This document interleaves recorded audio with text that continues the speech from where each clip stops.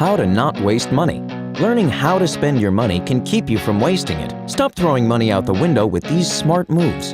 You will need a retirement account, a savings account, cash, willpower, and a library card. Step 1. Take advantage of retirement funds your employer matches. Step 2. Save your money in accounts that pay high interest. Call your bank to see what high interest accounts are available. Step 3. Buy in bulk only if you consume in bulk.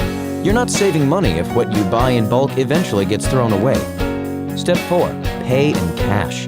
You're wasting money when you spend time cutting coupons only to pay interest when you pay for your purchases with a credit card. Step 5. Stop making impulse purchases. Ask yourself if you really need the item and if you can afford it. If you don't really need it, use your willpower and avoid the unnecessary expense.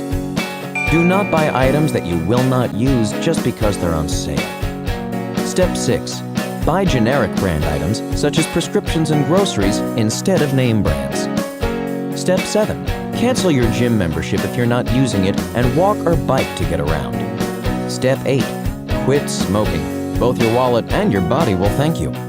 Step 9. Make sure you're getting the best insurance rates by calling your current carrier's competition.